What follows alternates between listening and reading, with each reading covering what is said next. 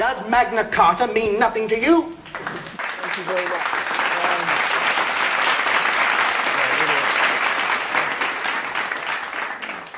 I don't know if some of you saw me when I spoke at Stoke. I spoke about things that, you know, sort of we've got this corporate governance, and a lot of things didn't seem to add up. And I couldn't understand why everything seemed to be becoming a company or a corporation. Well, now I can explain it, because the nice thing about what I do and the people that surround me is that everyone who comes to me gives me a little snippet of information. It doesn't matter who you are or what you're talking about. And that's why I'm going to ask you today to listen to what people say. It doesn't matter what they're talking about, whether you agree with it, listen, because this is about communication. That's what a community is about. It's about communicating with each other. And that's the only reason I'm stood here today. I haven't got a clue why I'm stood here, and I don't know why you've come, but it's just the way things work out. So, just accept that fact and crack on. Right. A lot of you know that we've got a little website called TPUC. I am a carpenter by trade, and I still am a carpenter. I was down recently for a doctor friend laying a bamboo floor, so I still do the job. I have to live. I started this website, and I didn't really know why I started it. But an amazing amount of information came to me that I didn't really understand. And some of it I still don't understand. And I started to look at it, and there was a jigsaw puzzle unfolding in front of me, and pieces were slotting in. And this is the presentation you're going to see. So I want to ask you some very simple questions. And before I start, I want to say that Albert and John are good friends, and I do not disrespect them in any way. I just come from a slightly different perspective. That's all. Okay, so what they've said is very valuable, and I'm not going to diss their information, but I just want to give you another way to look at life as we know it. And the top one says very simply, do you believe that Parliament is elected to represent you and your wishes? Right, okay. I love this. So, right. Do you really know what politics are about? Do we really understand this word politics? Okay. Some do, some don't. Do you know what Acts of Parliament and statutory instruments actually are? Yeah? So we understand what these things are, and we have to live by these things. Right. If anybody has seen a presentation that I've done before, and I've done a few around the country, I know you're going to have a lot of these answers, but obviously there's a lot of people who don't. So for the benefit of them, if we could kind of allow it to just evolve as it will do.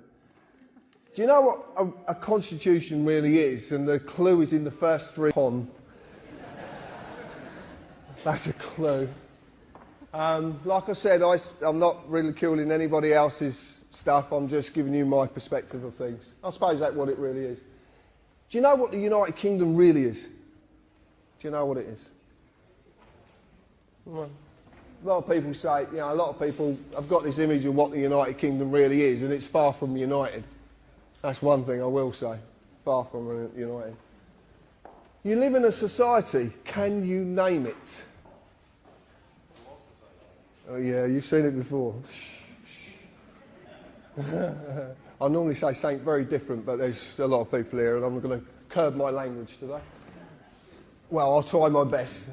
If you don't like swearing and you are adverse to the odd swear word, then I'll tell you when to cover your ears. Now. No one did it. Right. Are the police doing their job properly? And it's a shame, because I met two CID officers yesterday who were very, very pleasant indeed. Maybe they were pleasant because they realised I knew the game, but it was an interesting conversation. Do you believe we have courts of justice? No. And this is the last one that a lot of people stumble on. Do you believe you're a person? That's really good. That's really good. That's the key to this. That's why it's underlined. This is the key.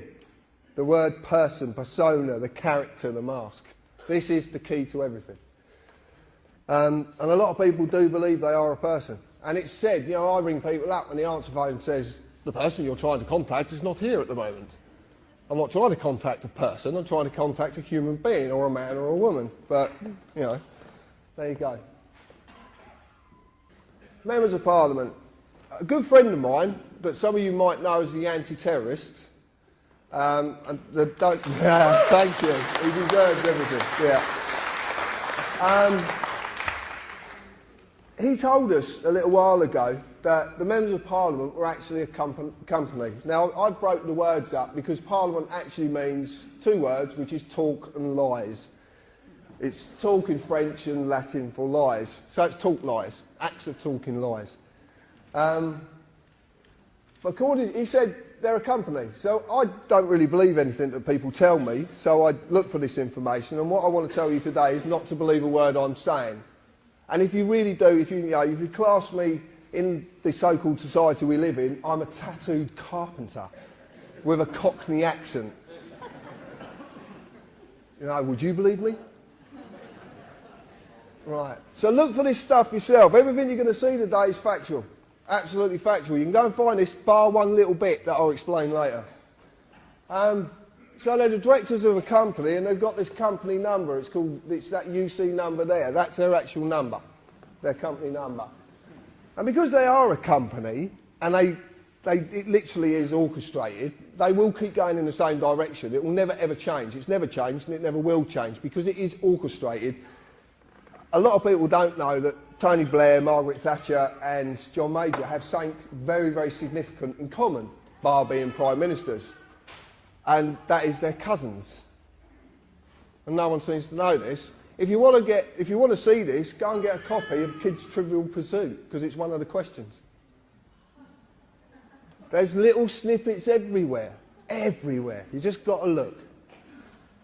The members of Parliament are not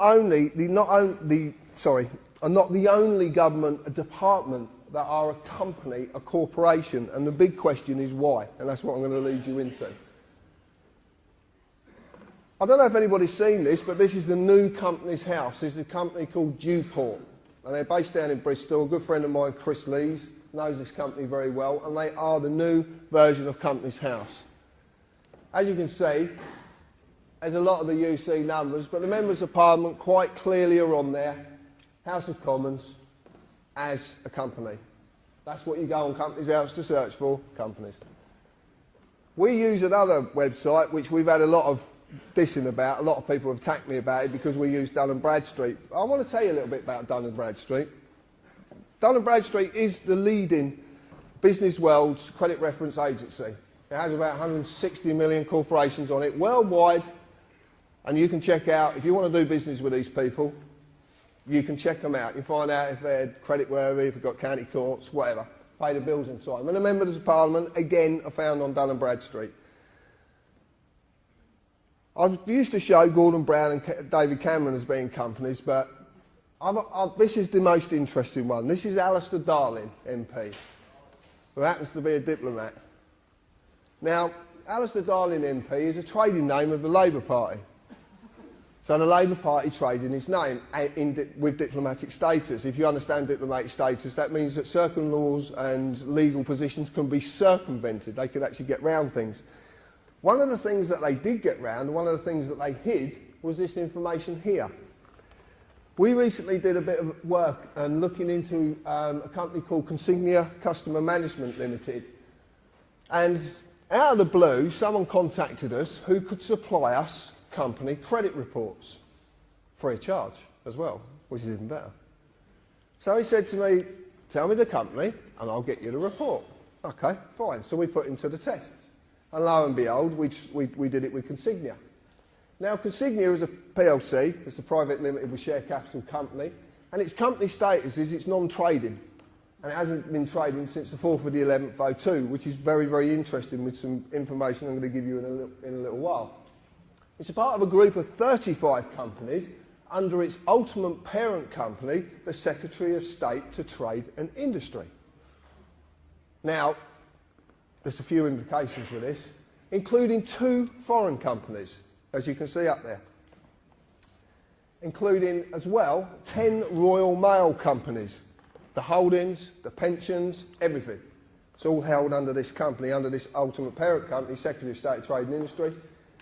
Who was the Secretary of State of Trade and Industry? Mr. Darling. Now, I find that quite interesting, that a government position that is meant to be paid for off of taxpayers' money, off of your hard-earned money that's taken away from you, is the ultimate parent company of a group of companies. But it's meant to be a government department. So what's going on? But it gets deeper than this. It gets even deeper. Because we started to look at the post office, and someone sent us this information just recently, and it actually turns out is if you're on the dole and you get a gyro, you generally have what's called a post office account. A lot of people remember these post office accounts, you get the little books. Well, the post office accounts now are owned by JP Morgan Europe Limited. Now, we've had this confirmed by HM Customs and Revenue. They've actually confirmed that that's absolute fact. So you have a foreign bank now that owns part of the post office. Very interesting. But what's even more interesting is that a non-trading company, since the date I gave you, is trading as TV licensing. TV licensing takes $3 billion a year off of you to a company that doesn't exist, that's part of the Secretary of State of Trade and Industry. Things are not right. Things are not right. I could put a lovely swear word to that, but I'm not going to. I could though. So there's something very, very wrong, okay? And this is all hidden. You wouldn't know about this unless someone like me comes along and says, oh, did you know this? So I started to look at politics, because I didn't understand politics. I certainly didn't understand what Parliament, like, you can understand the formulation of Parliament, the history of Parliament. I understand that. But I looked at it, and I'm not going to read it out because it doesn't need to be read out, because it says exactly what's clear. But the interesting part about it is what policy is, because it's actually a written contract. And it's the contracts that are the most significant here. They're the most important part of this. Because what you live in is contract law. You live in the law of money. They call it the colour of law, the colour of money, but it is basically contract law. That's what you're living in. But it's done via deception, because you just don't know. So when you look at an Act of Parliament, which becomes a statute, which is primary legislation, which in turn is enacted and enforced by statutory instruments, which is secondary legislation. Council tax is a prime example. There's thousands of examples, but council tax is one that sort of hits home with people. Because people I know, you know, when I was speaking to a lady in a garage, and once she'd paid the council tax and all the bills, she actually had £20 to feed her child and herself every week. Now, there's something very wrong there, very wrong indeed.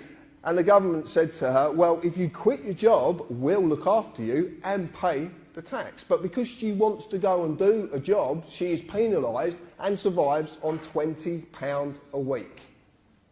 Most of you spend more on that when you go out for a meal. Just brings it home. It brings it home. So council tax is a statutory instrument. You can check this out for yourself. Go on the Opsis site. Enacted on the 1st of April 1993 under its primary legislation, the Local Government Finance Act 1992. Now there's a little trick goes on with this. It's quite clever. Because if they put an act through, which they did the Terrorism Act, is a classic example. Terrorism, well, I'll talk about that in a little bit later, because something very significant about it. When they put an act through, they don't have to enact every part of the act. And have you ever read these things? Oh, dear. They're mind-boggling, absolutely. But they don't have to enact it. What they do is they sneak in a statutory instrument every now and again and enact part of an act. The reason they do this is because once they put the act through, they don't have to put it back through Parliament. It can just be enacted under a statutory instrument.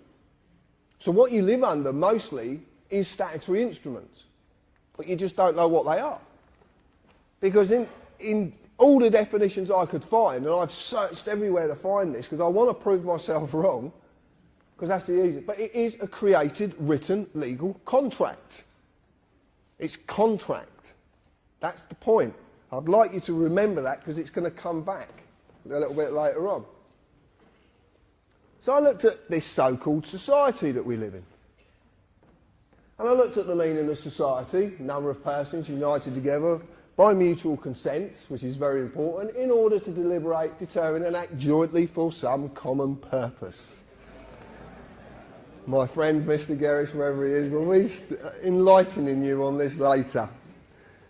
But society basically really, all it really means is the socially dominant members of a community. The people who actually say, I'm better than you because of my position, because of my status, because of the clothes I wear, because of the way I walk. Unbelievable. They really do believe it. I remember watching, me and my partner Hev were watching, what were we watching? Some Parliament thing, which was quite hilarious, because it's just like going to the theatre. We were watching it, and Hazel Blears was in the panel afterwards, and she said, I've got a lot of respect for the ordinary people. And I piped up, I'm about to swear, I piped up, who the fuck does she think she is?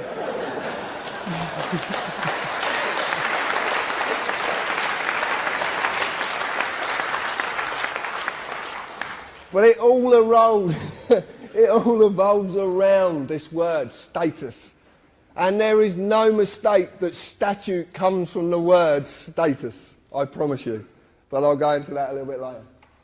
The common purpose of our socially dominant members of our community is to maintain their social dominance off your backbone. And that is what's happening the world over. Okay? Doesn't matter, people tell me about New World Order and all this, and there's, yeah, okay, you believe in what you want to believe in. There's nothing, I can't tell you not to believe in nothing, and it's not for me to do. All I'm saying is the socially dominant members of the world want to maintain their social dominance, and the only way to do that is to keep you enslaved. And slavery is a harsh word, but it is the truth. And it's not about colour. It's not how we look, how we speak, or what we look like.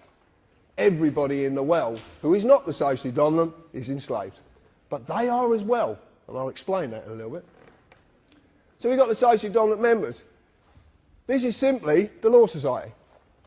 This is the society you belong to, but as a man or a woman, you're not a member. And I'll explain.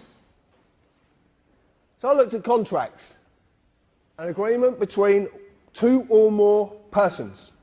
There's that magic word, persons. That creates or modifies an existing relationship. There must be mutual consent by all parties. Otherwise the contract cannot exist. Cannot exist unless there's mutual consent. And this is very important. It's another thing I'm going to come back to. So I looked at a constitution, which John explained earlier, the way his take on it. And, you know, pretty much that's it, basically unwritten. John talked about the American Constitution, ours is unwritten. The reason I see ours is unwritten, because something that's not written down is easier to manipulate. Very simple. Very, very simple indeed. But see, the point is, a man or a woman is legally known as a thing. Did you know that? You're a thing. No, you are. You're a thing. That's what you're known as. Things. For nothing of substance, natural, and I presume you're all natural, can exist in the legal industry. The thing has to be given a legal personality. A legal person. A certified name.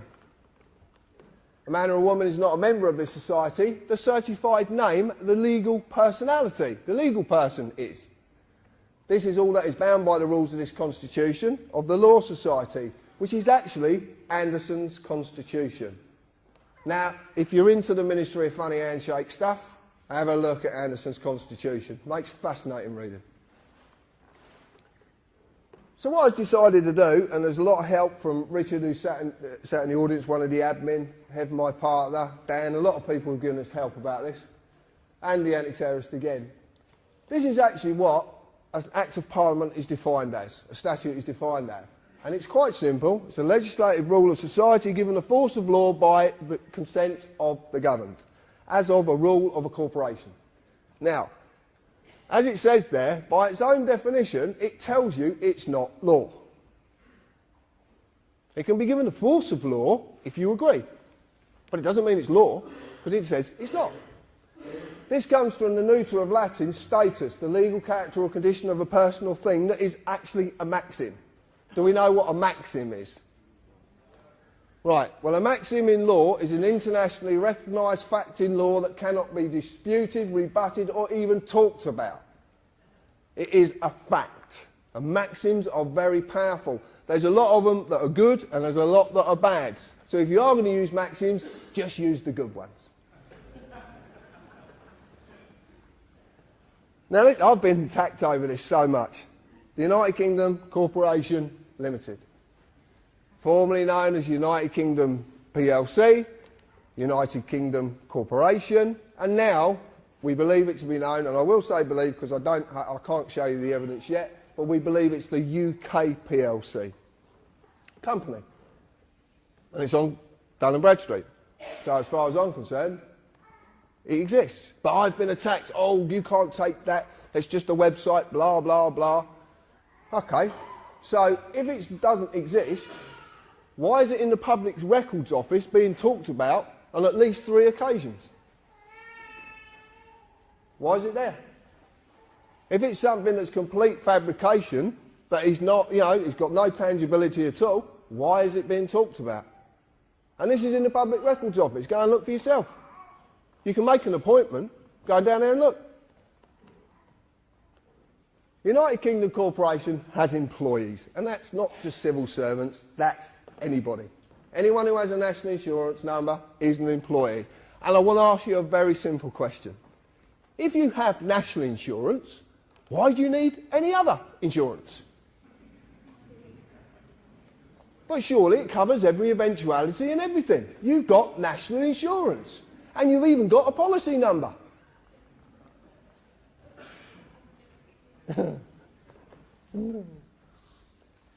Company policy of this corporation required me as an employee, which I was, to pay tax and follow all the legislative rules of that corporation, in this case, statutes, Acts of Parliament. As in any company, if I break the rules, I'll be disciplined under that company's legislation, which I have been many, many times. Now, the disciplinary procedures of the United Kingdom Corporation are quite simple. See, because the police of the United Kingdom Corporation are all companies. Oh, shock horror. No one believes me. Not companies. Oh, they can't be companies. They're the police. How could they possibly be companies? But they are, because they have to be. As corporate policy enforcement officers, their job is to enforce the rules of the corporation. They're kind of divided in 2, because they have a common law duty, which is the oath of office, which Albert's talked about, and other bits and pieces.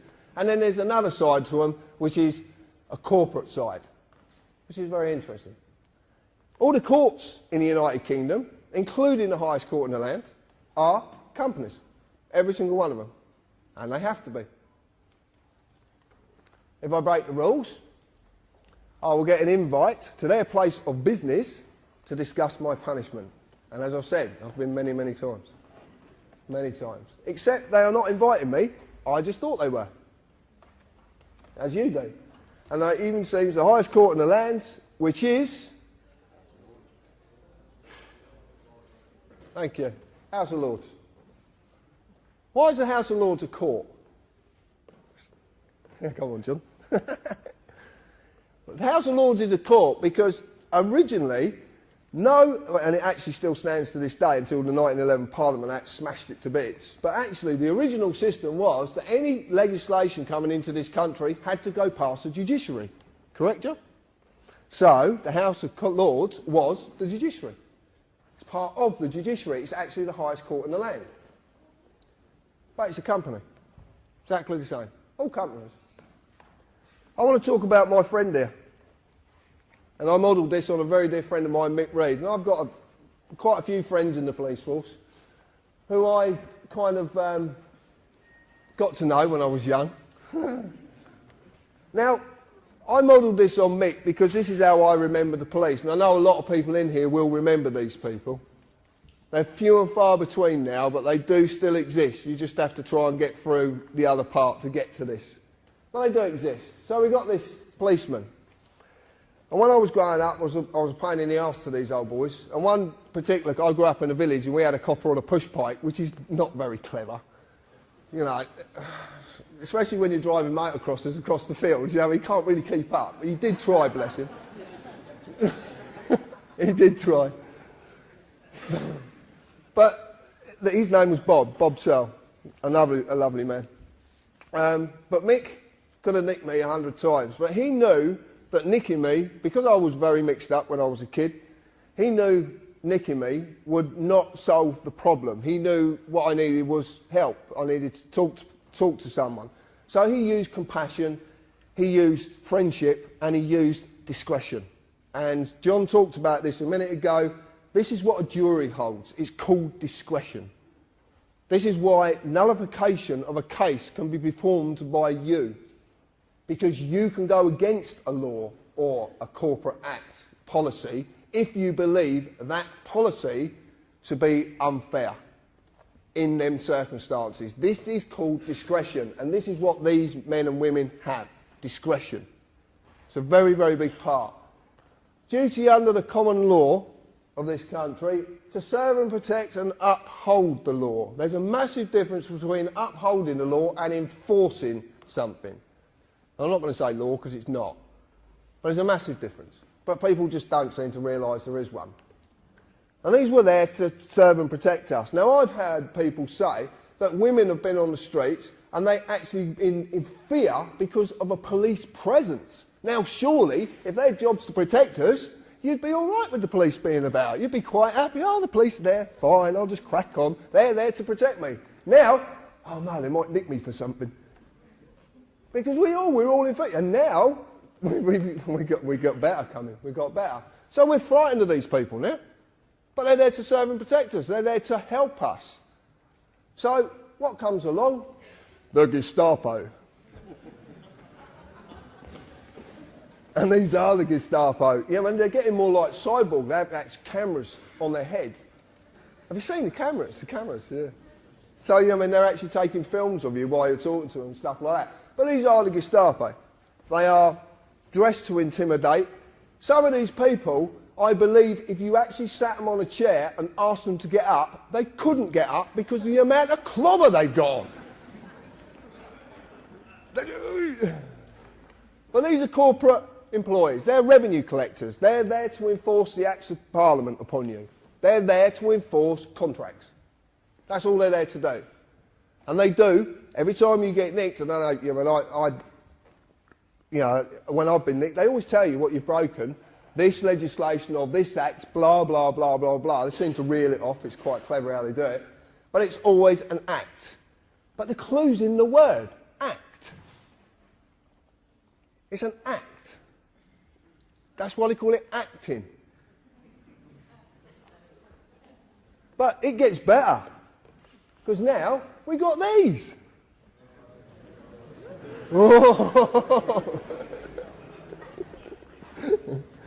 There's a great story about this one. I'm not going to tell you, but there's a great story. So what we've got is we've gone from all of this to these. And this is, as you know, a police community support officer who actually has no powers whatsoever. Nothing at all. But we know that they were given a warrant card and a copy of PACE and told to put it somewhere because you're not going to quite need it yet, but you will in the future. Now that's a very interesting thing to say to someone. They definitely are a corporate employee because they hold no oath of office. Absolutely no oath of office whatsoever. So, the way this country is structured is, unless you hold an oath to the Queen, to the Sovereign, then you have no authority. And how it simply works is this. The Queen is the highest authority in the land because she is a representative of our sovereignty, because we're actually the sovereigns. We didn't do it, but we invest that into the Queen, and then everyone who's taken authority has to have an oath to the Queen, i.e. the judiciary, the police, MPs, the Lords, all of them. They have to have an oath. And this is why these people are on the streets without an oath, because this is to get you used to people who can't have any authority having authority under a corporate banner. for a very, very specific reason, which I'll lead into. Now, I want to explain something, because people actually say to me, you're against the police. I am not against the police in any shape, form or fashion. I just want them to do their job properly.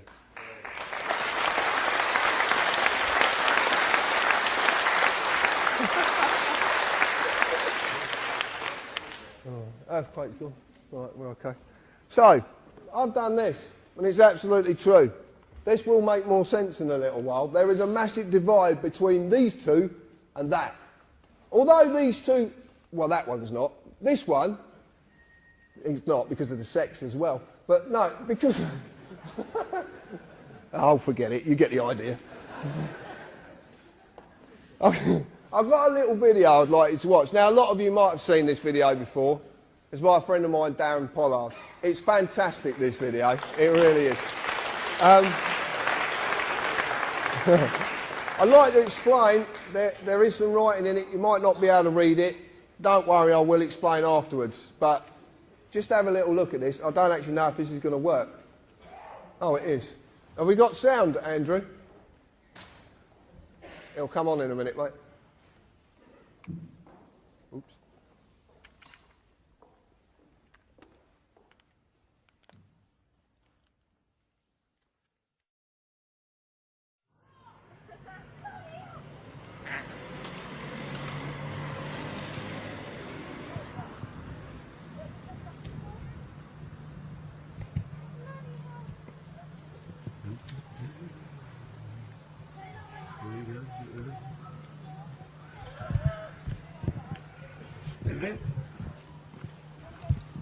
Put the camera down for Can I help us, you? mate.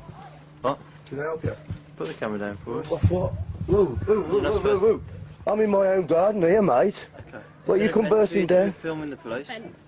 It's not an offence at all. It is, sir. No, it's not an offence at all. No, I'm a filmmaker, mate. I know the laws. I've been doing this for years, mate. I film the police all the time. It's not an offence. Okay. We're telling you. What section is it an offence under? Okay. It's an offence, sir. What section is it an offence Right, under? I'll find out for you. If you can switch the camera off. No, I can't switch my camera off.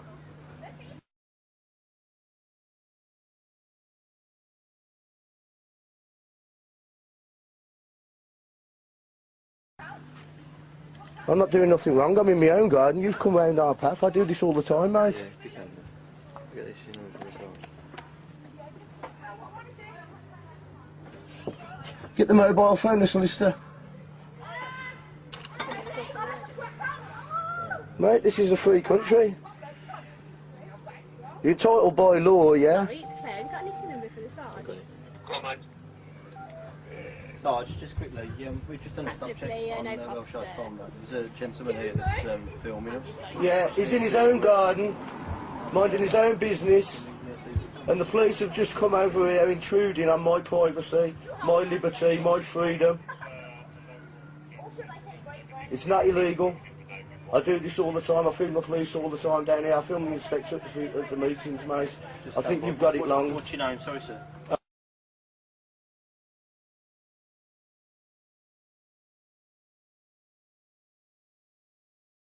I think you've got it wrong, right? And you know what you ought to do, mate? Do you know what you ought to do? If you don't like me filming you, you do what I do. You go to see the MPs, yeah, and get them to bring it up in Parliament so they can change the laws. But don't come and harassing me over it. What's your name? Sorry, sir. It doesn't matter who I am, mate, you know. Okay. You're number 58. You know. I'm not doing anything wrong at all, mate. Nothing wrong at all. You just took it on your own head to come over and harass me, you know. This is England, mate, you know. Yeah, it's 158, sir. This isn't communist China, you know that, mate, don't you? I think it's terrible what you're doing here.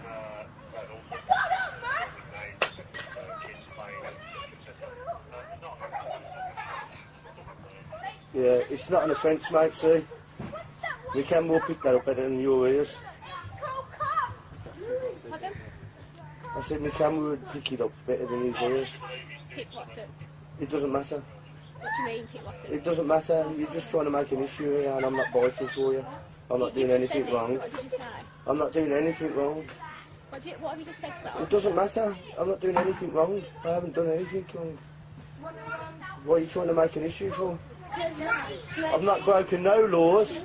You come over here harassing us, mate.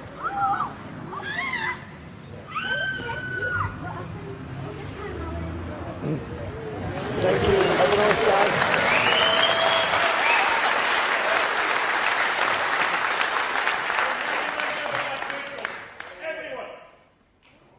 What was that?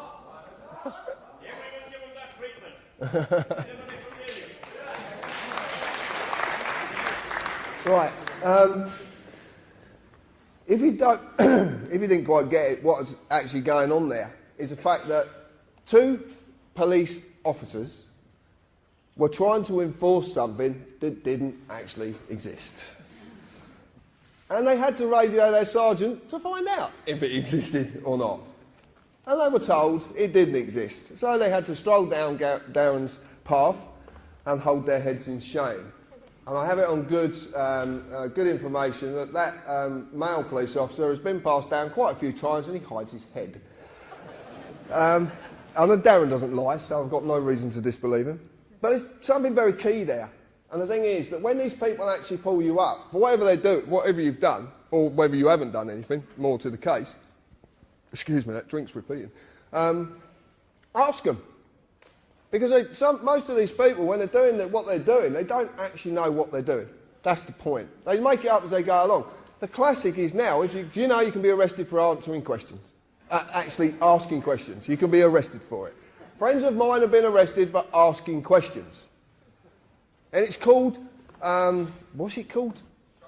That's the one, yeah. Obstruction of a police officer in his duty. Now I'm going to ask you something. Arresting people is meant to be in the public interest. So who is their duty to? Because if they're arresting people for asking questions, it's certainly not in the public interest. So, they have a duty, but a duty to what? Might be a question you might want to ask them sometime. Another thing is you'll notice as well, when they knew they were losing, the lady officer decided to pick a fight. Over any issues you could really find. Any issue at all.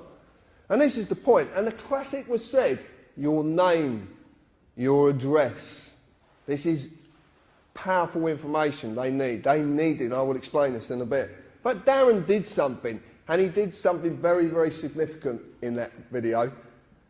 And it's something that a lot of you possibly could have missed. When that officer said to him, can you put the camera down? He said, no.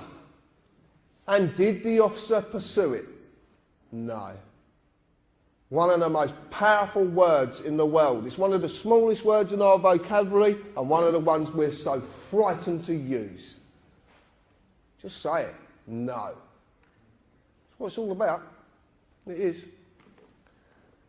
Greater Manchester Police. Essex, Kent, Surrey, Dorset, Lincolnshire, Staffordshire, Cleveland, Merseyside, Warwickshire. All companies. City of London. Companies. All registered as companies. They are all companies.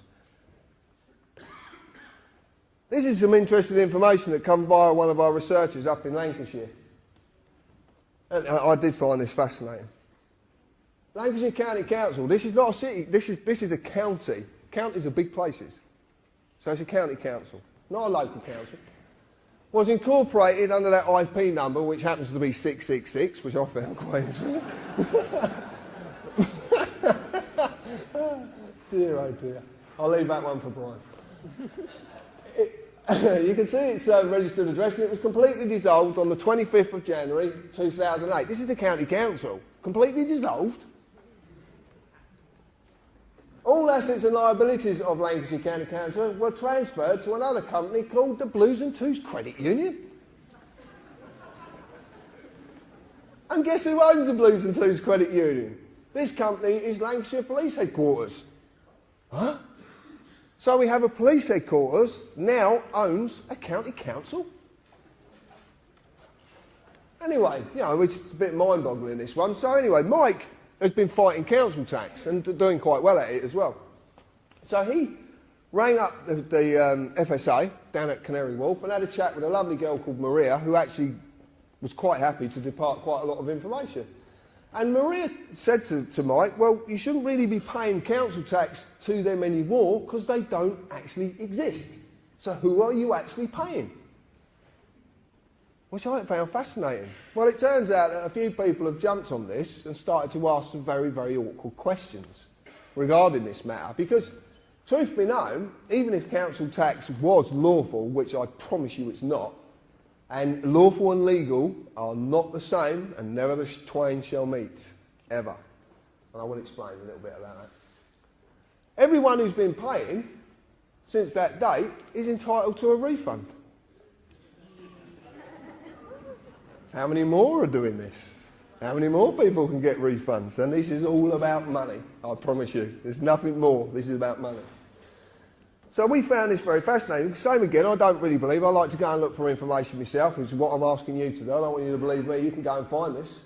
So I went on Companies House, as it used to be, and lo and behold, there's the IP 666. Lancashire County Council, company removed. Lancashire County Council dissolved on the 25th of the 1st, 2008. Now, there's something very significant about this, because if you go and try and find this now, it's not there. Now, they're not allowed to do that. But who owns Companies House? Have you looked at the web name? It says .gov. So, we have a company, a council that's not meant to be a company, because you bring them up and ask Lancashire County Council if they're a company. You get some really interesting conversations with these people. We're not a company, but you've got a registration number. And it's got 666 in it. What's going on?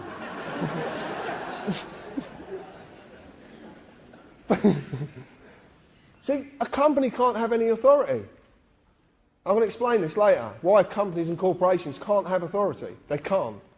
And it's quite simple, but I'll explain it. Anyway, so I went on Dun & Bradstreet, and lo and behold, Blues and Twos Credit Union, Lancashire Constabulary, Federal Office.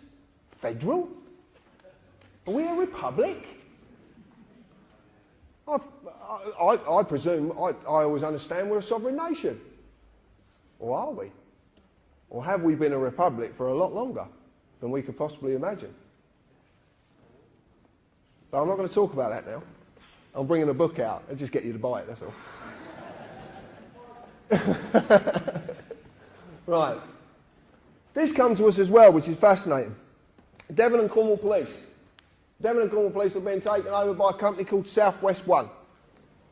A police force, a whole county police force, is being taken over by a private company. South West One is part of a group of companies whose ultimate parent company is IBM. Oh, you know about IBM. Right, I don't have to say anything. And this is a police constabulary. A public service paid for by taxpayers' money, well, supposedly, who only have any form of authority because they hold individual oaths. This is what I talked about with the police. The police service as a whole doesn't hold an oath because it can't. It has to be every man and woman in that service. If it's for me, I'm busy. I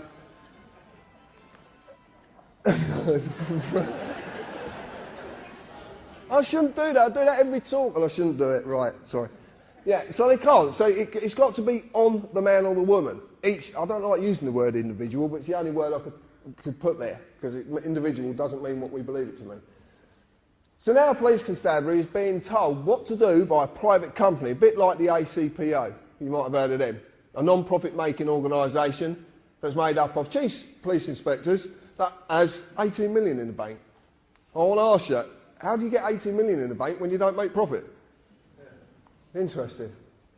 But this company's not only telling them what to do, and what happens to the oath of office. As a corporation can have no authority, for a morte main cannot hold an oath. A morte main is two words, it's dead and hand. Companies are known as, corporations are known as morte mains, dead hands. They're dead. They do not live, they do not breathe, they are not natural, they are dead. So, there's something very wrong. Corporations can have no authority because of morte main. Land cannot be alienated by morte main, because corporations can't own land. That's why your house is called property, because that's the little trick they use. They turn land into property. But property is a corporal inheritance, which basically means it's not visible and can't be seen. You just don't know. There's a lot to that. Again, you have to buy the book. No. Right, this is what I want to talk about. This is it. Legalese, a language of a company called the Law Society, and it simply is a manipulation of the English language. That's how simple it is. And people say, the Law Society is not a company. Well, according to that, it is. Anybody got credit card debts? Yeah, they couldn't. And do you get phone calls off these people? They're quite insistent, aren't they? Yeah. So what do they ask you first? First thing they ask you, your name. And then they ask you for the first line of your address and your postcode and then your date of birth. Don't they? That's every time. Have you ever wondered what happens when you actually say no? It's really funny. You want to try it. No, if they ring up and they say, Mr. Harris, I say, yeah, okay. I say, may I confirm your first line of your address and your postcode? No. What do you mean, no? You have to. How are you going to make me do that? It's so simple. You just don't. Hello, Mr. John Harris? Yeah, hold on, I'll get him. Crack on. And I'm going to... I'll tell you now. Hello, Mr. John Harris? No, he's in the loft. He's deaf, dumb and blind, so you're not going to get a lot out of him. And you'll get that in a bit. But this is it. Right. This is called joinder. It's very simple. And what it is I am asked my name and address and date of birth. This is only to establish the legal personality, the legal person, the address of the legal person, as it says it up there, the address, the name, and when the legal person was created. This is very similar to a way that they would deal with a company. Very similar indeed. Once joinder has been established, they can then offer a legal person a contract. As you've seen, Acts of Parliament are contracts. Okay? Statutory instruments are created, written, legal contracts. So it's a contract. But they need my consent. So I am asked to do so I'm asked every time, you can see this on the bottom of the police forms, my friend in the audience, Morris, will confirm this. What did it quite clearly say? I understand.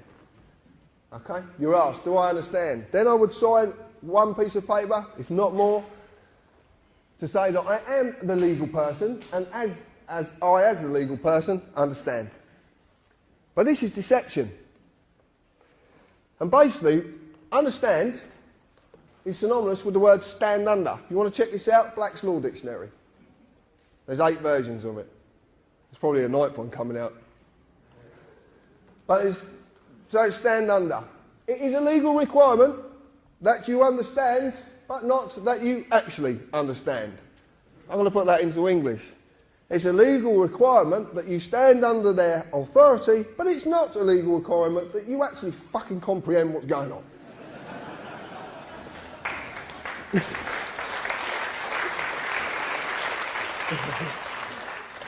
During any process I am subjected to by the corporate officers, I will be asked at some time, do you understand? This is simply about getting your consent, because you have to say yes.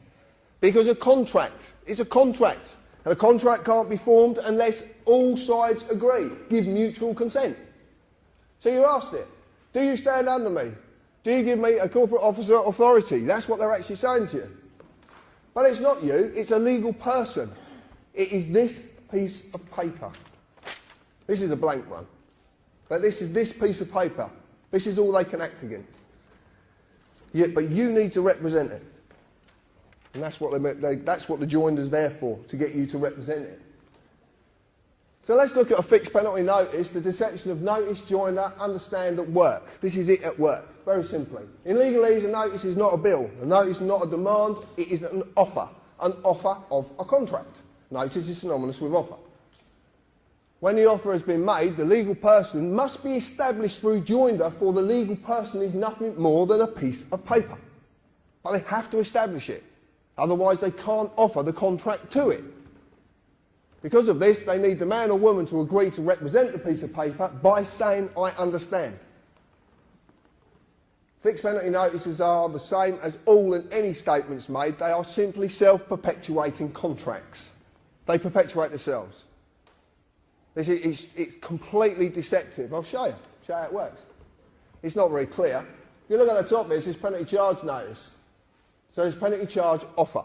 Okay, so it's an offer of a penalty charge. Then you get all the bullshit, right? And it is bullshit. And it says notice to owner, blah, blah, blah, blah, blah. And it even says there, the person. So they're even telling you what they're acting against. They're telling you. They have to tell you. They go around here, and then you've got this magic little box here. Because what you do is, you tell them who the legal personality is. You tell the address the legal personality is at. You put the postcode, and if you're stupid enough, you put a daytime telephone number. And then you put a signature to say, I understand. Self-perpetuating. Self-perpetuating contract. So simple. And the rest, if you make a statement to the police, is exactly the same. It's a self-perpetuating contract. You just don't know you're doing it. This is a bit of fun more than anything, but we got a problem with this because we think Val's suffering with something because you can't actually sign a signature 3 times the same. Because half these people don't even exist. I don't know if you know this, but this is a trick of the corporate world. I had a letter come through, well, not to me, to someone else, from a company, a solicitor's called H Legal. And the signature said, H Legal. So I'm going to ring them up and say, can I speak to H Legal, please? But this is what they do. It's amazing. Now, that's one of my favourites, this is. If you get this information today, you never have to pay a TV licence ever again. Serious. You don't have to pay it. This is dynamite, this comes from a mate of mine in Milton Keynes. He sent me this and it was just, we just had such a giggle. Because this is what this is about. Laughter. It's about laughter. Believe me, it's about laughter. Don't worry about that bit and that bit. I just want to read you something. We will present evidence found of your watching TV without a licence. Yep. How are you going to do that? So we're in the court. Your Honour, here's his TV. That was the chair he was sat on, and he was sat like that watching it. Your Honour, I was outside the window with the video cam, and I caught him. What a load of bollocks. But it's true, you know, I mean, they can't do it, so they have to fool you. And this is dynamite, this is genius. Whoever come up with this stuff is a genius. I'm going to say that open-heartedly because it is so simple. But it's shrouded in complications, so you don't understand it. That's the idea of it. But it just took a simple carpenter, and believe me, I am simple. Right, let's change the words. Let's use legalese on this, okay? We talked about maxims in law, internationally recognised facts of law. This one's a maxim at the top. It's called the inclusion of one is exclusion of another. This is a very powerful maxim. Now, it says here, which may include a statement taken under caution by one of our enforcement officers. Sounds ever so threatening.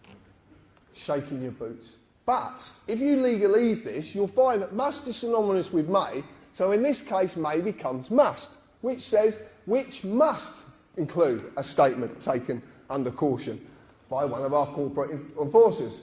Because of that maxim, anything after includes is all it includes. So basically, you convict yourself.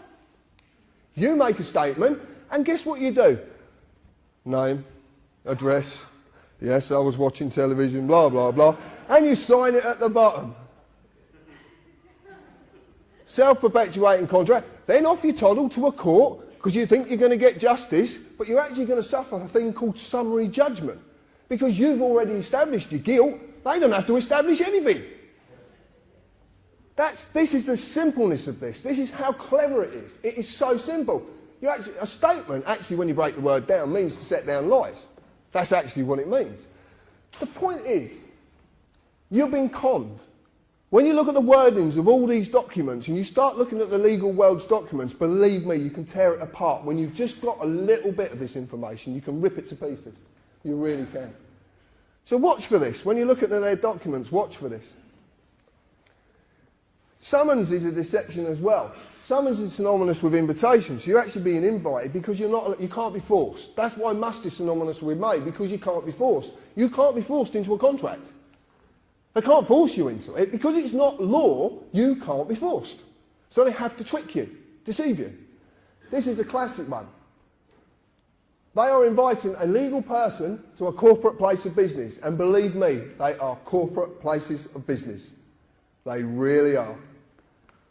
The legal person is just a birth certificate, a piece of paper. So if they ask you to go to court next time, send them the birth certificate and tell them to crack on.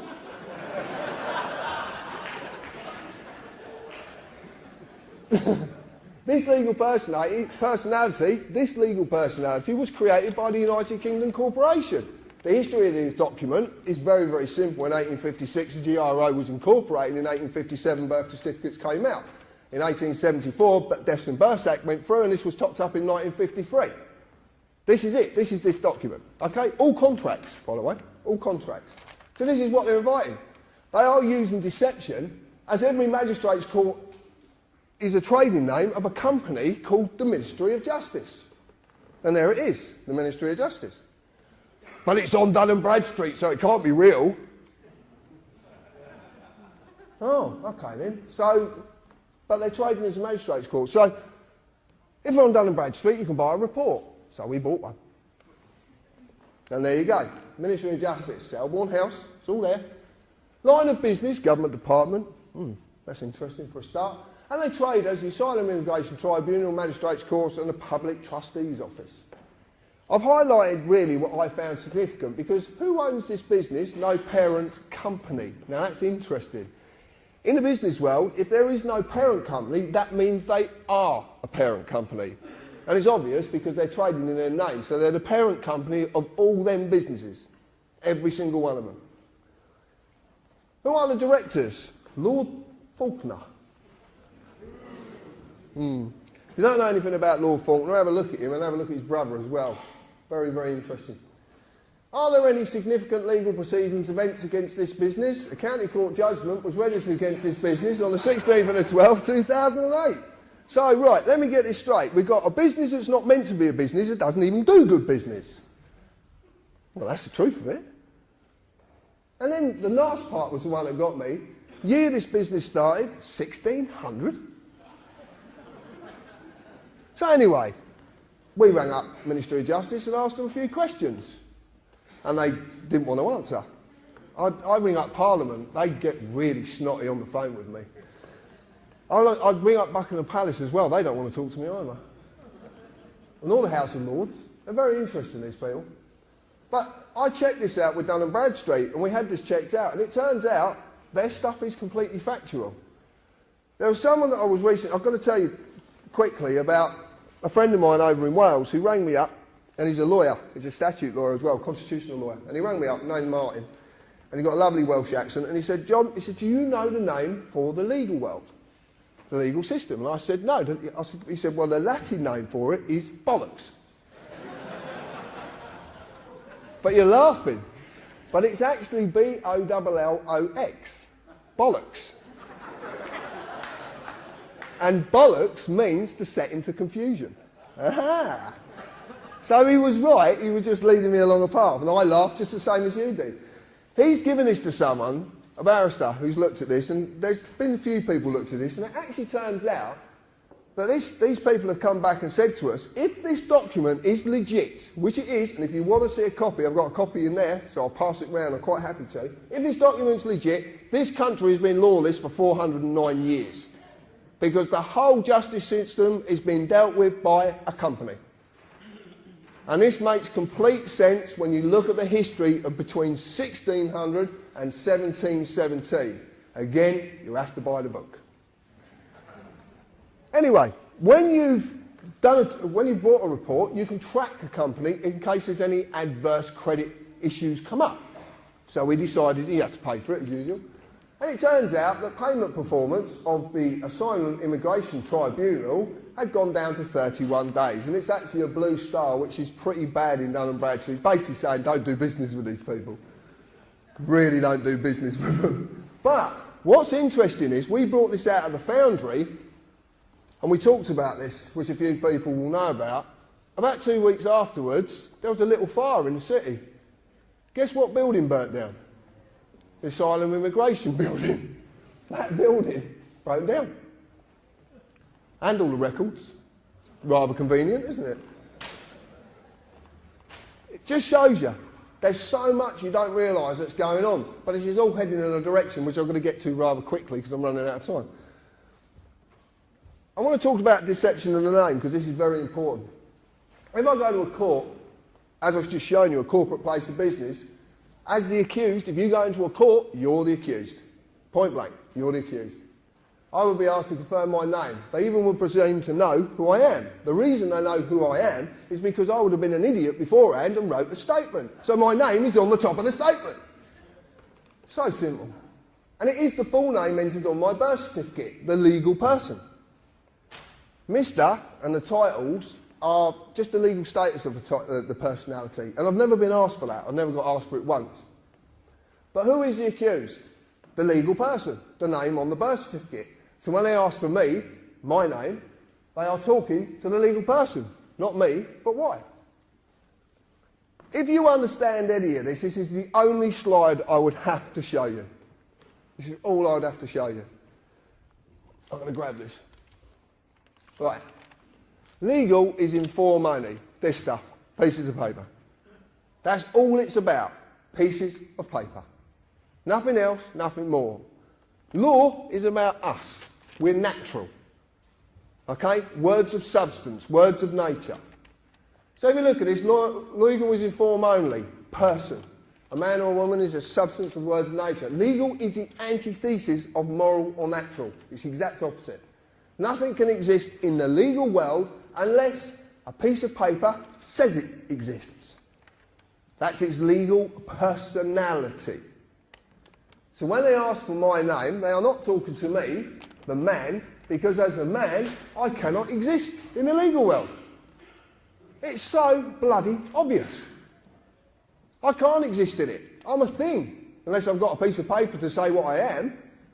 You don't know what he is. Where's the piece of paper? It's true. I can... So as you can simply see, they're actually talking to this piece of paper. But you're not told this. And there's a specific reason you're not told this. This is the easiest way to break this down.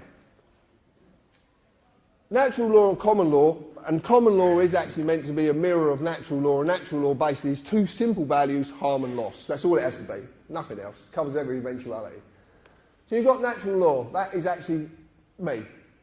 That applies to me. Acts of Parliament statutes, the statutory instruments which I've shown you, contracts that only apply to the legal personality.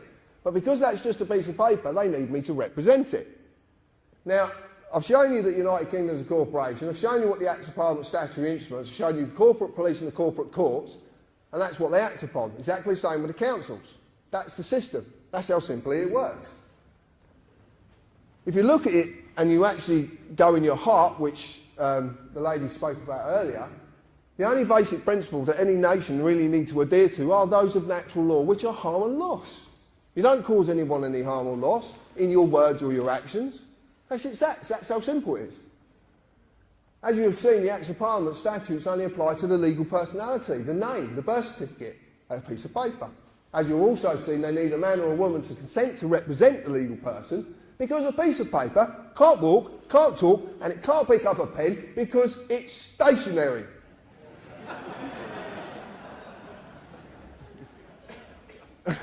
But it is, isn't it? Yeah, it is, yeah. This thing can only do something when I do something with it. Look, I'll put it over here and I'll call it. Jump!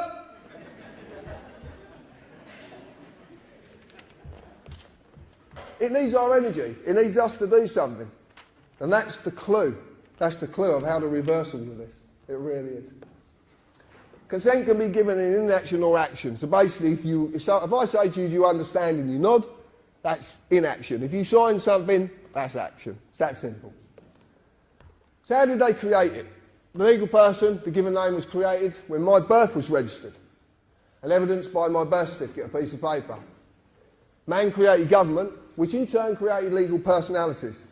This is not me, it's a legal fiction I've been falsely identifying with, as most people have. I don't get to say what its rights and duties are, the United Kingdom Corporation does. They created it, but it had to mislead me into doing so via deception. This is the easiest way to put it, and the way that people sort of kind of come to this. Obviously, you know, I'm a man. I exist naturally, and I was created by my mum and dad. Yeah. And I understand it was a pleasant act, but I just don't want to know the details. Subject to common law jurisdiction. Must never harm or loss or cause another any form of loss, and I have a free and unlimited ability to do as I please, as long as I adhere to these two very, very basic principles. And that is where we're all going wrong. The legal person, John James Harris, is the given name which is wrote on my birth certificate. It's a fictional legal entity created by the government via the birth certificate, and it's subject to civil policy jurisdiction. Must fulfil all duties given to the government by the company. Acts of Parliament, blah, blah, blah, tax and all the other crap. So we looked at person and we found that it includes natural person, firm, co-partnership, association. I won't carry on. Well, Richie, one of the admin who sat at the top there, actually says, well, how can you define one word using exactly the same word? Because that's a mockery. You're failing to define anything. This is in Black's law. This is the lawyer's Bible, and I know it's their Bible because I had a lawyer turn up at one of my talks with his Bible, trying to take me down with his Bible, and it didn't work. But, in context, that which follows controls, which precedes. Bouvier's 1870, I've lost my piece of paper. Natural person, contextually, person follows and controls, and naturally is lawful, and therefore null and void. Now, in English, that means that this piece of paper cannot control me, because I'm natural and this is just a piece of paper. So natural person cannot possibly exist.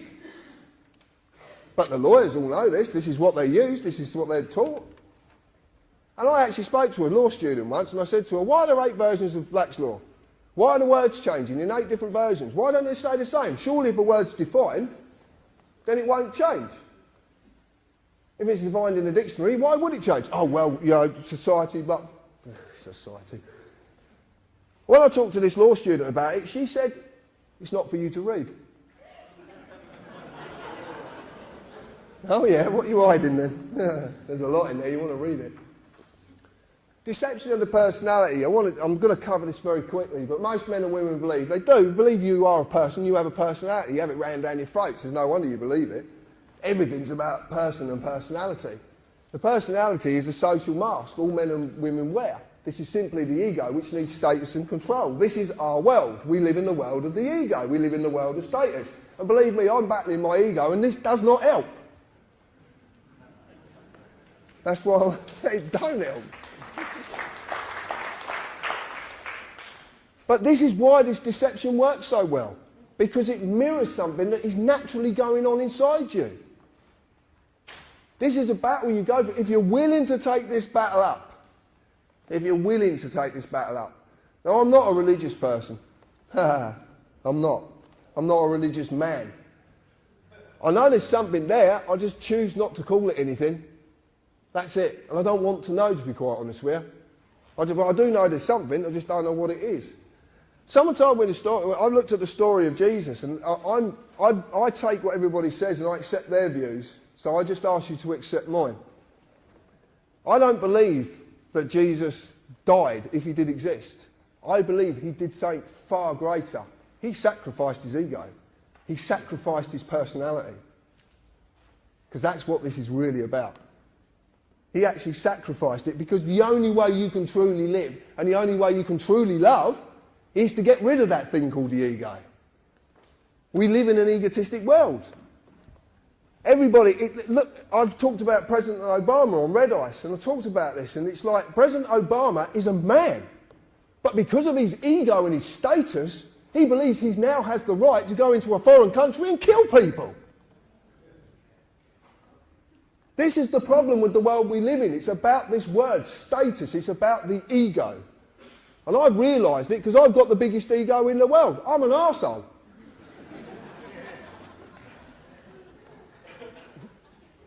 I just don't talk shit. It's true. This is absolutely true. It preys on our need for betterment and status. It's a need for control. This is what we want to control every situation. If our ego's not right, it goes into overdrive. I've seen it, the battle of the egos on the forums. It's incredible. Every time you have an argument, it's not a man and a woman or 2 men or 2 women arguing. It's the egos who are arguing. The best way to do it is shut your gob. Shut your gob and the ego can't take over. It might be screaming at me, you're right. Argument over. It's not bad to be wrong. I'm quite often wrong. And as a man, I can make a decision any time I want to change my views. Because I can. And that doesn't make things bad. If I can't change my views and learn from my mistakes, how the hell can I evolve?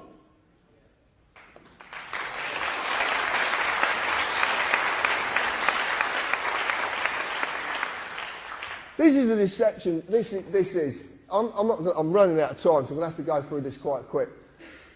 But your parents basically submitted a form, they registered you, and it's exactly the same as when a company's registered. And if you look on your birth certificate, you actually says the birth certificate is not evidence of identity. So it's actually telling you, quite clearly states, it has nothing to do with a man or a woman. It tells you. It's written on it. Also, the fact it holds a Crown copyright on it, so it's not even yours. The same as money. Money's got a copyright on it. It's not yours, it's just a product for you to use. Deception of registration, this is absolutely true. Consider this. Could the government actually take my car away and crush it if I lawfully owned it? Could they do it? Why can't they? No.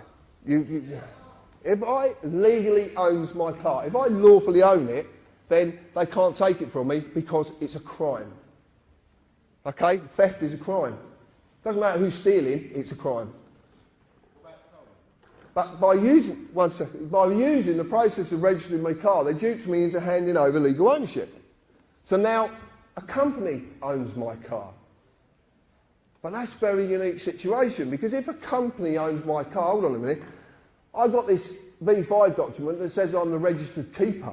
Hold on a minute, I'm the owner. No, you're not, you're the registered keeper. Okay, so if I'm not the owner, that means who I registered to is the owner, which is a company. So, that's very interesting. So, this works with your children exactly the same way, exactly the same. And they are, see? Car is legally owned by a company, Department of Transport, Traders DVLA. All I'm going to say to you is, if you get a parking ticket that says it applies to the owner, send it to the fucking owner.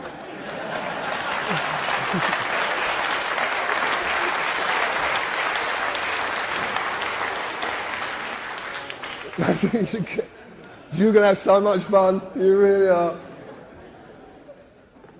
Right, why the government companies? This information is from our search provider. This is this gentleman who come along, and I must say thank you, Russ. All government companies seem to have the same prefix at the beginning of their company number. They start with UC. Now, we believe that that means under charter. It could mean unincorporated. We're not 100% sure. But UC companies and Royal Charter companies do not have to publish their accounts as they are exempt under law. Well, that's a bit of a... So if you do start a company, apply for a Royal Charter, because you're exempt under law, you don't have to publish your accounts, you can do what you want. True. The service they provide us with is a business-to-business service, and they do not include government corporations in any of their search. Government corporations?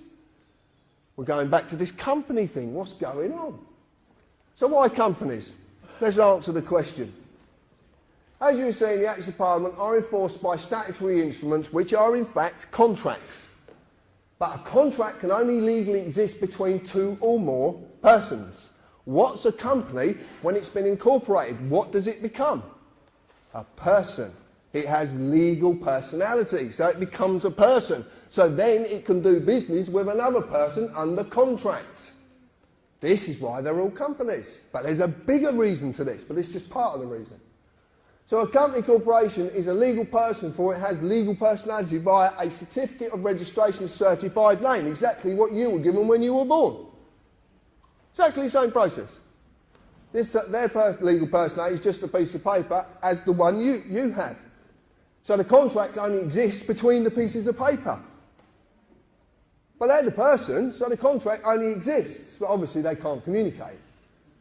So they need us. That's the trick. You cannot exist in the legal world, so it doesn't apply to us as men, women and children, because it cannot exist. Legal industry, and it is an industry. Believe me, they don't like it being called an industry, but it is an industry. So the contract simply cannot apply to us. So what is going on? John talks about Magna Carta. I've got a slightly different take on Magna Carta, just slightly. And I just want to run you past it. Magna Carta 1215 started the process of the separation of power. It's called devolution. Away from the sovereign to a parliament of barons on the pretence that that parliament was set up to represent the people and to protect them from tyrannous sovereigns. Okay, that was the pretence of it. That's basically what the story is. Now what we are seeing is a devolution of power away from government to a third sector, private companies, to remove the oath of office, to destroy the sovereign and the people's sovereignty. If that sovereign is destroyed, or that position is destroyed, because it's not about who's on that position, it's about the position, then we're stuffed. We're stuffed. I've read the lies, I've read all sorts of stuff about the Queen and her family on the internet, and I've read some quite mind-boggling stuff as well. The point is this: it's been put there to turn you away from that lady for a specific reason, because she's the only one who can actually do something. She holds the power of dissolution at common law. She holds the power of royal proclamation. Do we know what the 2004 Contingencies Act is? We've heard of this document. It's a very damning document, isn't it? But do you know, written in Oxford Law Dictionaries 2008, that the Civil Contingencies Act of 2004 cannot be enacted without royal proclamation? I can't say that word properly, so please, I can't say it. I can't, bollocks. But it can't be enacted without her say-so. She has to declare a state of emergency. You've been turned away from that lady for a specific reason, a very specific reason, because of that power of dissolution. What happens to a company when you dissolve it? Gone. I'm going to get to it in a little bit. This is to finally create the corporate republic, to stop everything that was created from this island being uncreated, because the world suffers at what we created. Not us, but our ancestors created. 52 countries in the world suffer under our hand. Probably more actually now. But they suffer under what was created from this country and went out with the fleet. That's why it's called fleet law. But they have a problem. For as long as I live and breathe, this island, its people and their descendants will never perish. And I'm going to explain why. Nor will their sovereignty. A little while ago, well, about a year ago, I marched myself off down to Buckingham Palace and decided to serve papers on the Queen. Most people actually believe I was out of my mind. What I'm going to say is, I was. Completely out of my mind. And I like being out of my mind. It's a very nice place to be. I really do. So I goes down to Buckingham Palace and I met a very friendly policeman with a very, very big machine gun who said that I can't serve the papers. So I devised a way of getting the papers to the Queen. Now, I didn't know actually what I was doing. I just knew my heart said it was right to do. So I went down there and did it. Therefore, there's an affidavit, the maxim on this, there's an affidavit that unrebutted stands as truth in law. I served affidavits on the Queen, 2 documents. I gave her 40 days, based upon Article 61 of Magna Carta, not Article 61, based upon. I made that mistake. Therefore, with this lawful affidavit, there is no higher authority than me. I am sovereign in law, as I have removed authority from our representative, our sovereign, until such time as a true representative is our sovereign. Now, what this basically means is, because the Queen is the highest point of authority in the land, she only gets her authority from us. So that means I can remove that authority any time I feel fit, if I feel that things have gone tits up. And they have very much gone tits up. So I've removed it. This basically means this document is now in law. It's a new law. This is how law comes about. This is called a precedent. You can call it John's law if you want, but it's a new law and it's for all you to use. You can use it. You go into a court of law and you use this document correctly, you can actually prove to a judge you are the highest authority within that court, and there's nothing they can do. Nothing. Because this removes their authority. They have to have an oath to the Queen to take their position as a judge or a magistrate or as a recorder, which is a barrister who's learning to be a judge. So if they have to have an oath to the Queen, you've removed the power of that oath to have any form of authority. You become the highest authority and that law that can't be rebutted. We've got them we've got them. Whatever way they turn, they're knackered. Now, they're ignoring these documents because they daren't face up to it. They really daren't face up to it. It's actually gone nowhere near the Queen. It probably ended up at the FCO, Foreign and Commonwealth Office, which is probably the best place it could go. We, the people of this island, have the power to simply say no. This affidavit says no. You're not doing this anymore. I'm putting an end to it. All the people of the Commonwealth can do exactly the same. And the reason it was based upon Article 61 is because it's lawful, peaceful hindrance with no violence. No violence.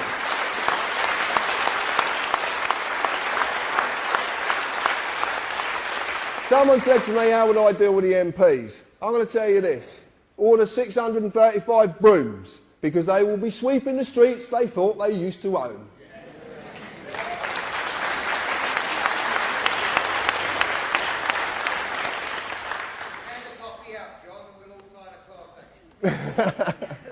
Oh, and we just found out as well, you don't need solicitors anymore. 3 people can do this. Just 3 independent people can sign any affidavit. So we're even going to stop the corporate body having their money. Okay? So you don't need solicitors. Come and see TPC members, or go and get your friends together and you can sign these documents and get them off. You don't exit the system. You don't do anything. All you're saying is, this is what needs to happen. We need to reclaim the sovereignty, and this is how it's done. This is the clue. This is it. This is what you can use. Once you understand what we're doing, you have to have a certain amount of gumption about you to do this, and it takes a bit of strength to do it. The lady said earlier about having courage. I don't see it as courage. I just see it as using your heart to allow you to deal with situations and not your mind. Your heart will deal with everything peacefully. Your mind will enter into the ego, and lo and behold, things will happen. To survive without money is nearly impossible in the world we live in. But that does not mean just some of us are enslaved by this product. It means all of us are. Everyone. And that's the key. My daughter said to me, she's 13 years old, she said, Dad, if we're in debt, print more money. And that sparks that, because I love the way that kids do things. They just see everything so simply. And the interesting part is, it's true. If you have the power to create money, why would there ever be debt? And if there is debt, it's there for a reason. So what we decided to do as a bit of fun, if you might want to do this sometime, a little while ago, we started to write of what with a question mark. And we're sending them back. Just a bit of fun. But you could add, and also as well, there is a copyright, so it's not yours. It's nothing to do with you. It's just sort of product for you to use. Money is everyone's lifeline. Money is not a valuable commodity. You are, because of what you do, the work you do for that money. Because without you, this whole country would grind to a halt. It's so obvious. It is so obvious. Okay, it's what Gandhi did, basically. Exactly what he did until 1946. The only way that you will do that work is to be promised to receive money for that work, because you need it to survive. And most people do only survive. They do, simply. You know, there is a lot of people who are fortunate enough not to just survive, but there is a very, very good amount of people in on this island who just survive.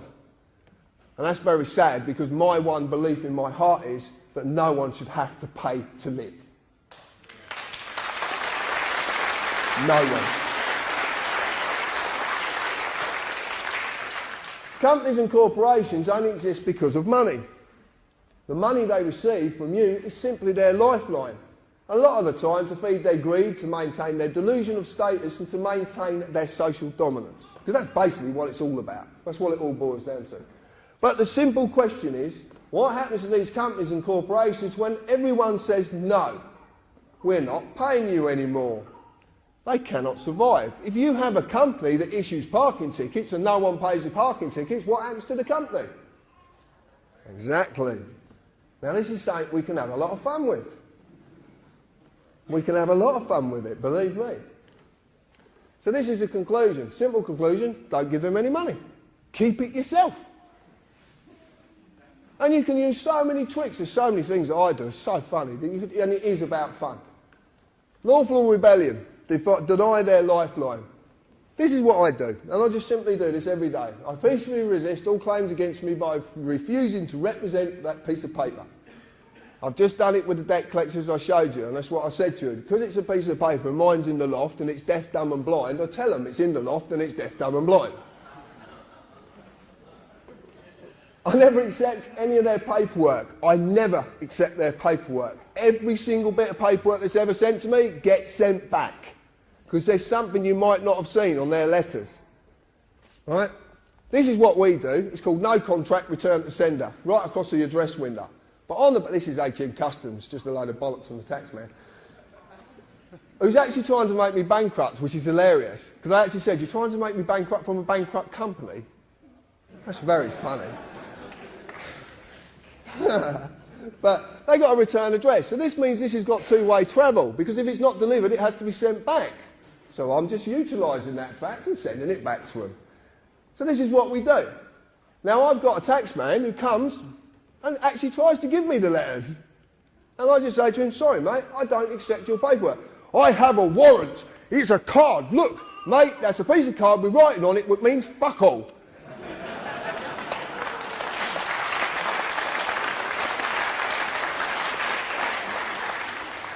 You learn this, you can have a lot of fun, but you got, you do. So funny yesterday with two CID officers. They said to my partner, you have to sign this. I said, no, you don't. And he says, actually, he's right, you don't have to. It's true. I never accept any of their paperwork forms, and no one can make me accept them. No one can make you accept anything if you don't want to accept it. I send every letter back simply saying no contract, return to sender. If I get pulled up by the police, I only say as little as I can, and I prefix everything the person. The person. Okay? Because you're not talking about yourself then. Contract doesn't exist unless paper changes hands. That's it. You've just been duped into it. I never sign anything, and I'll never write a statement, and I'll never have one wrote for me. And there's again, they can't make you do this. I deny them, period, any of the lifeline they so desperately need, which is money. I will never, ever give them a penny, and they know it. Lawful rebellion, which is what I basically started a year or so ago. Every man, woman and child on this island are sovereigns. In fact, everybody in the world is a sovereign. You're sovereigns in your own right. A sovereign nation, but we are only this as long as we have a sovereign to invest that sovereignty in. A line in the sand that cannot be crossed. No king or queen or government have the right to rule us. They are there to represent and protect us. Nothing more, nothing less, with no greater dignity than anyone they protect. No greater dignity.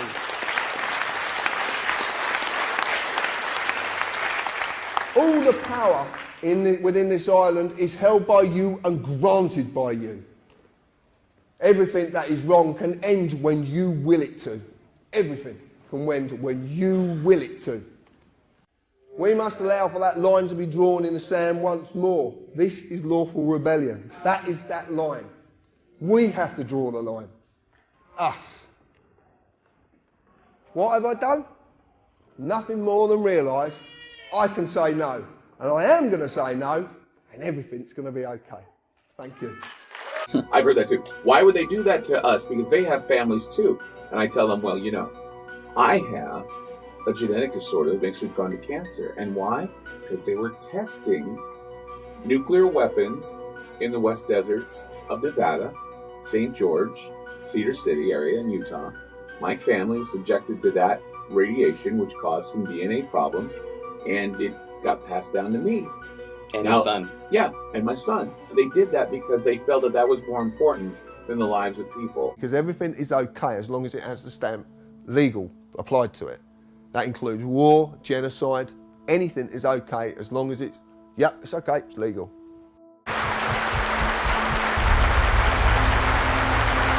Once you comprehend the difference between lawful and legal, and ultimately what your legal fiction straw man is, the fear of debt collectors, police, and authority just goes away.